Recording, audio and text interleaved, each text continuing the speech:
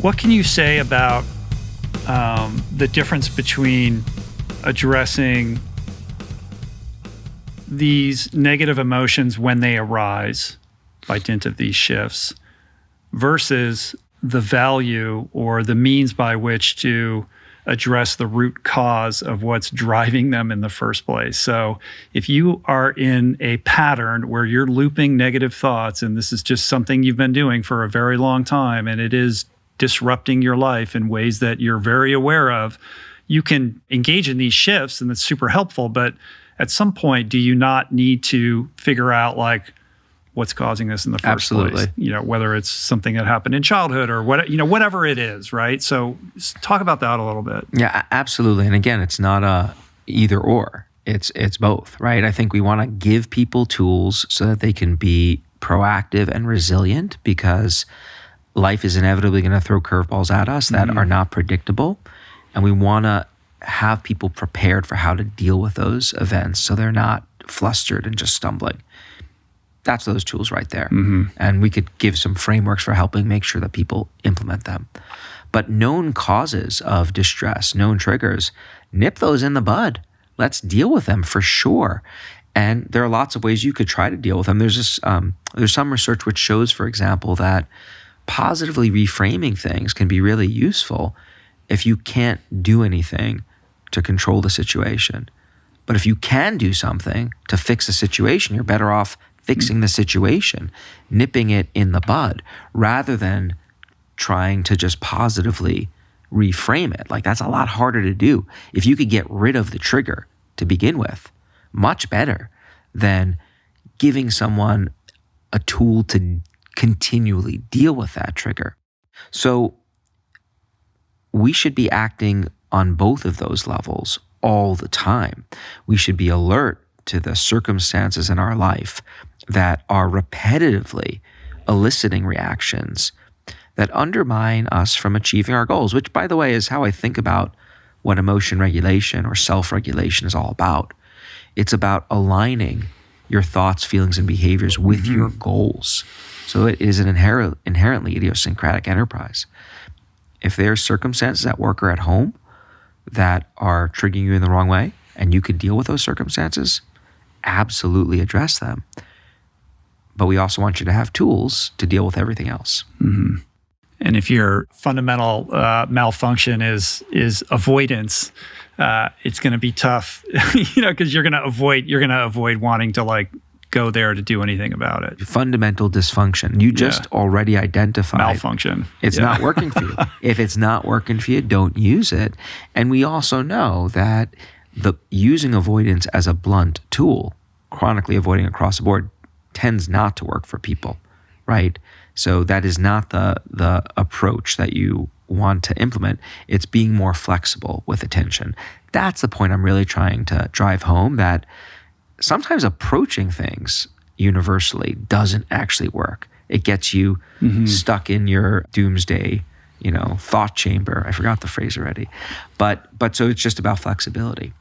What's the relationship between these negative emotional patterns and the inner voice, the inner monologue? Like, how do these two things kind of interface with each other? What the inner voice often does is it often prolongs our emotional responses. So something happens, and we have this remarkable tool, which is language, that we can use, inner silent language, that is, to solve problems. And we rely on our inner voice all the time to make meaning out of our experiences, to craft our sense of who we are, to motivate and control ourselves.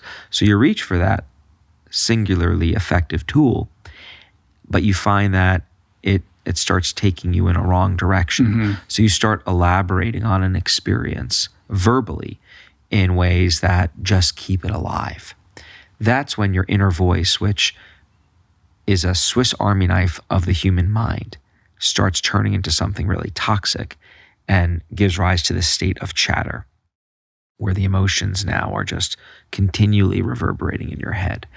We know that undermines lots of the goals that people have to perform well at work, to have good relationships, and to be healthy. the inner monologue is often an unreliable narrator of our lives, and yet we seem to trust it, and listen to it to a fault. And you speak a lot about ways to regulate that, to like change what that inner monologue is. And you use this example of Djokovic, and he's sort of giving himself a speech. We're all familiar with some version of that, giving ourselves a pep talk. So I'm curious about how you can kind of grab the reins of that inner monologue and find ways to redirect it if it's often like, kind of your worst enemy. Yeah, so here again, there are lots of tools that you can use. One of my favorites that you just gestured towards is something we call distanced self-talk. And what it involves doing is silently, and the silent part is pretty important, coaching yourself through a problem using your own name and the second person pronoun, you. All right, Ethan, how are you going to manage this situation? The reason why this helps people shift is we are much better at giving advice to other people than we are giving advice to ourselves. I take it you've experienced this before. You can be this sage elder when it comes to someone else, but then you find yourself in the same situation. And it's like, I'm the biggest hypocrite on the planet, right? I'm not following what I preach. We have like sayings to track this experience, like do as I say, not as I do. If you think about it, like when do you use the word you?